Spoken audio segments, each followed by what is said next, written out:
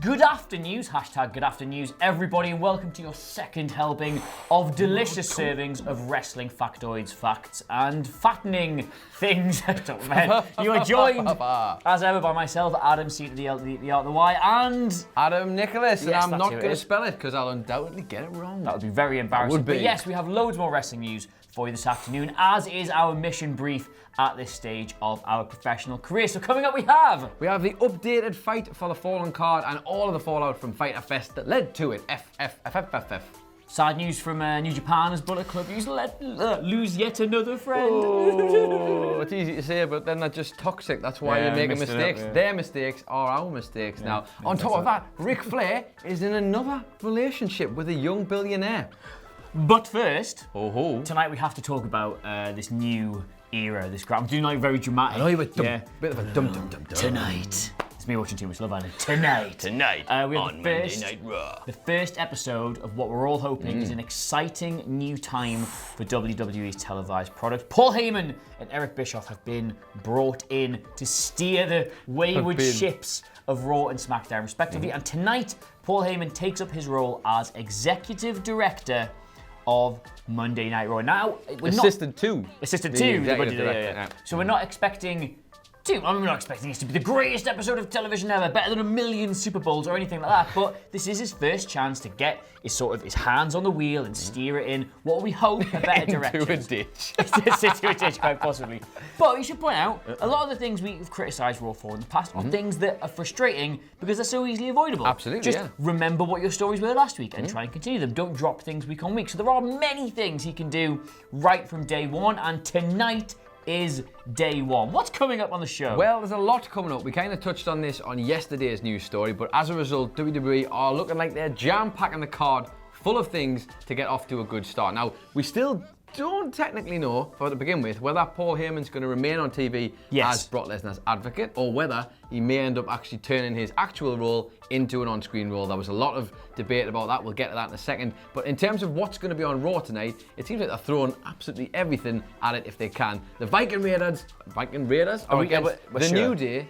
This is a sure one. Sure, no, but the name. I mean, well, it could be the Experience, there could be Raiders, the could Viking even Brothers. be War Machines. War Who knows? Machine, yeah. Who knows what they could be? But whatever they are, they're facing the New Day tonight in a first time ever. It's the first time ever they've ever said this, you know. Right. First time ever match between the two, apparently, courtesy of the wildcard rule. So that's a match you can look forward to. I actually think it'll be quite good. Oh, so the wildcard route still exists then? Apparently so. Okay, well, for now, we'll see if Paul Heyman doesn't just come and stomp all over it We've gone through Raw, we've looked at all the different things that could be on it, and we're like, oh, they're throwing absolutely everything they can at it. But when you think about what they've got at their disposal, like ammunition in terms of talent, matches, whatever, it's not. That's just what a Raw card should look These like. are just the normal things. So you've got stuff like Strowman versus Lashley, which they've obviously trying to be pushed that. I mean, perhaps they've been teasing another Undertaker appearance to happen today.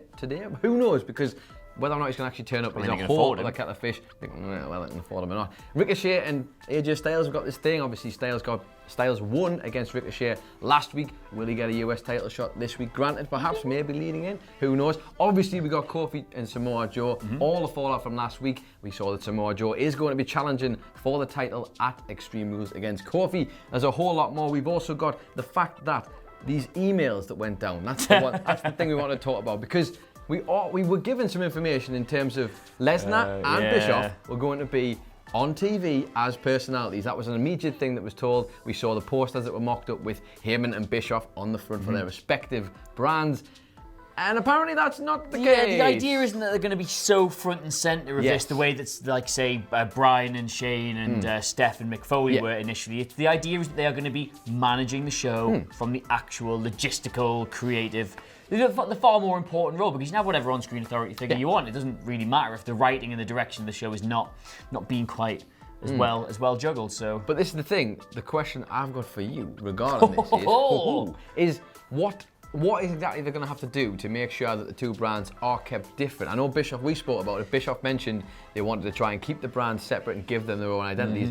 What sort of things are they going to have to try and do to actually make that happen? Well, there's always talk about there going to be new cameras on SmackDown, and they're going to. I think you're not going to see too many changes on that show until it moves to Fox in October. But Raw can bring back a bit of edginess. It can just have the in-ring action be a bit better. I know they've obviously already talked about not having anything real going on while the ad breaks are on. Just more cohesive storytelling. And we always interesting seen from this, everything on this show tonight makes sense. Like, we wanted to see more of Ricochet and AJ Styles. We wanted to see more of Kofi Kingston and Samoa Joe. So it looks like they're putting the pin in the things that they know are interesting. Like you and said, give us it again. Sound really simple, but just haven't been happening recently. Yes. So I guess we'll have to wait to see about Monday Night Raw. I'm excited for it though. It looks really good. I think it is. Yeah, it should be good. Listen, I'm optimistic as always, and that's bloody where they get you, don't they? Bloody get you right there. Until he does drive it into the ditch, I'm just going to presume we're going for a nice As soon as this camera round. goes off. Is that optimistic? Stupid Monday Night Raw. Anyway, one thing that isn't stupid at the minute is AEW, and we are flying in to their next pay-per-view that will be coming up already in July 13th. That will be Fight for the Fallen in Jacksonville. Now, we've had a latest update regarding the card for Fight for the Fallen. Obviously, anybody who saw Fyter Fest at the weekend will know. I'll pause there before I give any spoilers. You've been warned, just in case you still haven't watched it. Hangman Page won the fatal four-way match between himself, Jungle Boy, Jimmy MJF. Havoc, and MJF to challenge. Apparently, I don't know, I still haven't figured out why he was challenging him, but Kip Sabian was the person they were battling against to have the honour of wrestling. I'll leave that to your judgment for now. But that is a match that's been added to the card alongside, I'll just run it down for you quickly and then I'll get your thoughts. We've got the Young Bucks versus Cody and Dustin Rhodes. We've got Kenny Omega versus Cena. We've got Brandy Rhodes versus Ali, who we saw obviously debut at Fyter Fest. We've got Hangman Page versus Kip Sabian, and they also announced an appearance will be happening for Chris Jericho. Now this is possibly in response to the fact that WWE will be running that Evolve show on the network on the same night. What do you think? Well, I mean, we did the stuff about the Evolve show at the time. It's just a bit petty, innit? Very petty. Especially given everything this show's supposed to be raising money The for charity and in stuff honour of. and that, yeah. That's kind of by the by. We know, I mean, we got that first match announced at Double or Nothing. Obviously, Cody asked Dustin to be his tag team partner for the Young Bucks match, and it was just another one of those where you're like, God, they've got so much potential on this roster. The matches they can line up and the stories they can do are excellent. And I mean, it's not shaping up to be Double or Nothing for me. No, quite yet, but we have got 2 weeks left. But they do also need to set tiered pay-per-views, don't they? In terms of you want your top pay-per-views, and you do have to have B and C pay-per-views. You can't do Double or Nothing every single month. As a man who I know has watched a little bit more World of Sport than I did, not a ton I know, but a little bit more. Yeah, fair share. I'm usually in on Have you seen much of Kip Sabian? Yeah, he's a good guy. He's a good guy. He's a good wrestler. He was on Double or Nothing as well, as you know, the British guy. It was nice. Good to see him. He's good. He's somebody who, along with MJF, I'm glad that they're already putting their flag in certain people and going, we're going to push them beyond where they currently are in sort of the world wrestling pecking order. They're giving chances. They're giving really good opportunities to people who really deserve them. And obviously MJF's not letting them down. No. He's already looking like being one of the heel wrestlers in the world probably this year. Certainly. And Sabian's got no reason Sabian can't do a similar job. And a great match with Sammy Guevara, to be fair, that was the first time I'd really seen much of Kip Sabian's work, and I was very impressed. Does not disappoint, that guy. And the rest of the cards, I mean, you're going to get what you're going to get from Omega. Yeah. Brandy Rhodes versus Ali. Weirdly excited to see that, actually, because when Brandy came out of Double or Nothing, I was like, I know, do you know what it is? She was possibly going to... I'm quite up for seeing that because it's another former WCPW alumni, Brandy Rhodes. Wow. Went through a table. Stretch, but true, it is true. Took a table bump. Took a table bump. And wrestled Prince Amin. So, of course you did. I've got nothing more to add than that. That was it, yeah. Shall we move on? Shall we move on? Yes. Yeah, speaking of disasters, another just... Shot. Heavy shot. Don't listen. More sad news from New Japan, who are over, as you know, of course, in Sydney at the minute during their tour. And so have a moment. We should have a moment because we always like to support our friends here on What Culture. And we'd like to know that the people who support us, we can try and support them as best we can. And we don't want to see bad things happening. We want to see the best. We want to see them get everything they deserve. And unfortunately, it is our sad duty to inform you that there's been another Bullet Club defection, another person leaving the flock and going on to other things. And this time, just very sad. Very sad. Robbie Eagles gone, walked out, turned his back on the group. More guys who just I can't understand why they want to walk away from it all. Yeah, just can't. They throw the odd. They do block parties and stuff. Why would you? Almost like they've had chances to make friends and they've turned them down and they've opted for other people who they thought were going to be more important and more useful. It's sad. This has been on the cards for a while, though. In fairness, it almost goes back a year. This whole idea that Robbie Eagles could be leaving Bullet Club, and then of course El Fantasma getting out. There was a bit more frame put on here and there, and Ospreay had previously invited him over, indeed, to be with Chaos. But what's gone down is they wrestled. Bullet Club versus Chaos over in Australia. Sorry, I'll be okay. I'll be okay. Yeah, you're holding it together, mate. You're doing well. They wrestled, the 6 of them, and Rob Eagles actually took the pin. He was the one who was beaten there, but Ospreay obviously held him up, but was attacked by Jay White and whichever other Bullet Club person. Can't remember the other names of the other guys. One of them. Yeah. You know, they're fairly interchangeable, but just one of them, and then. But no, they all, no, it was fine, and then Ospreay helped him, and then they kicked Jay White up and down Sydney for a while. So terrible shame. No, I have actually got a bit of insight for you. I reached out to a good personal friend, Tama Tonga, on Twitter for this. I've heard of him before. I asked him for a comment on this. He's in Bullet Club, I think. Oh, he's in Bullet Club. Yeah. Oh, that's right. He's the least memorable one. Yes, and he said, right, okay. If you ever DM me again, you little punk-ass, mouth-breathing bitch, I will come over to the UK and bounce your limey ass all over that absolute nothing town of Newcastle upon Tyne. Well. Still follows me though, so. How dare you, good sir. The People's Republic. The People's Republic of Newcastle upon Tyne. How dare you. Disgraceful Well, anyway, stuff. that's a shame for them. So anyway, the big takeaway, Good news for Robbie Eagles. Good news for Robbie Eagles. He's left and has joined as part of Chaos. And that can only be good for him, yeah. For the business in general. And then speaking of business in general, well, let me tell you about Ric Flair and his, we did tease you a little bit there with a Ric Flair relationship. Oh, his new relationship. This was talked about by a few different people yesterday, but mostly this was reported by, I had it on my list just 2 seconds ago, it was on Wrestling Inc.'s podcast, Winkley. Yes. That's what it was on, where they were discussing, Ric Flair was talking about his relationship with Tony Khan. Now, this isn't new news, but it is certainly notable news, because it's interesting, the timing of all this. Because obviously we've just had Fyter Fest. We're just amping up towards the first real big clashes where you've got Fight for the Fallen and WWE putting things on simultaneously, followed by All Out and the 3 shows that are going on at the same time. October's going to come around quicker than you think, you know. It's going to go real quick. It's July now. Like October, they're going to be going head to head on television before you even know it. But basically they were asking Ric Flair about his relationship with Tony Khan. And he had these things to say. There's a few things he touched on. I'll try and run through them nice and quick. He said on Tony Khan, I'm very close to Tony and I think he'll match up and will work as hard as he can to bring the best product forward. He's got some good people that have worked in really high places like Jim Ross and Jericho. Then when talking about a specific rumour that had been going around, that apparently he was supposed to be the one to reveal the belt instead of Bret Hart, but obviously health issues were believed to be something that might have stopped that. Well, Ric Flair has put a kibosh on that and said, no, absolutely not. I heard that too, and I've never discussed that with anybody. I'm flattered that I was under consideration, but I was never approached for that deal.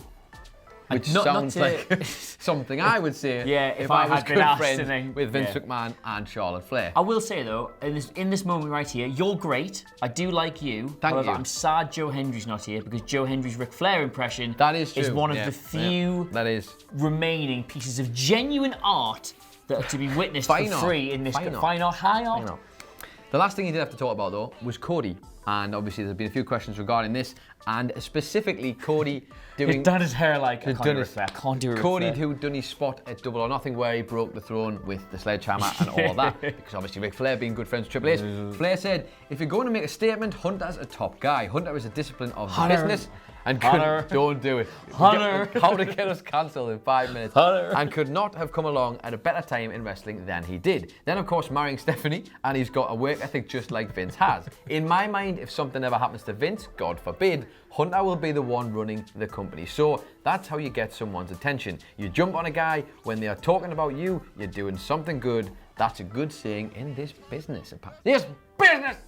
Is that you, Ric Flair? No, that's just the none of us have got Andy Murray, Sidgwick, and my yeah, we should. Good. I feel like we're letting you all down by none of us having a good Ric Flair impression. I can do a really good Ric Flair. Woo! That's actually that's pretty good. Yeah, good. All right, there you go. So basically, that's what was going on that podcast. Lots of stuff there for little tidbits to go on. Would you be interested in seeing Ric Flair do anything at all with AEW in the future? See, we talked about this in the past, right? The worst thing AEW could possibly do is go, you were in WWE, and you were in WWE, and you were in WWE. And I think at the minute, it's okay. Everybody they've got at the minute, with the exception of Jericho, is somebody who, if they were there, they had very good reasons for leaving. And creatively speaking, it's better for them to be in this company. I think Spears, great pickup. Moxley, probably the most underused talent of sort of the last 12 months going into this. So right now, it's fine. Yeah. I would be happy for them to pick up a Sasha Banks, for example. Yes. Somebody who creatively you were like, someone for the women's division. get a little bit of freedom. But somebody like Ric Flair who's been there, done it, got the t-shirt, sold loads of the t-shirts, and then gone back 5 or 6 times, picked up more t-shirts, retired, then gone and unretired and got another t-shirt, another company, then still gone back. It's all true. I just think, no. Like Bret Hart doing the belt. No, doesn't quite work. Bret Hart doing the belt, okay, great. As long as he's not being booked as like the general manager. Or having to walk up a long flight of stairs and stay on his 2 feet. Nobody likes walking up a long flight of stairs, in fairness. That's the absolute pitch. Shall we go to the Twitter questions, Adam Cleary? What do you think? Yeah. Let's do that, Have you got them? I have. Oh, thank God. I came prepared. I was panicking. The look just give me a minute. Should have really milked that one, but never mind. So we have 3 Twitter questions for you today. Let's start off with our question from our good friend Shadow. Thank you for your question. Who says, with the new directors of Raw and SmackDown, who would you fantasy book for 205 Live and a women's director? Oh, God, I wish I'd had 5 minutes to think about that. Yes, Jesus. well, I like this more when I just spring them on you, you know? Like, Rey Mysterio? That's the noise a spring makes, obviously. Rey Mysterio for 205 Oh, Live? that's a good shout. The man knows the industry inside now. Well, yeah, because he's... No, I know what you mean. He could, the greatest. Look, I wouldn't want someone the booking greatest cruiserweight in WWE history. Yeah, I wouldn't want someone booking 205 Live who was over 210 pounds. That's true. And I would like... 5.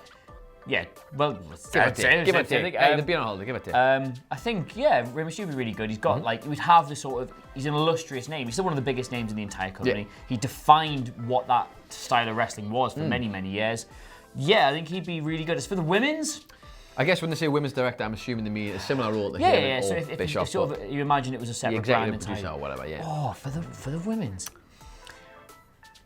Leader? I'd like to point out this is his thinking face and not his like.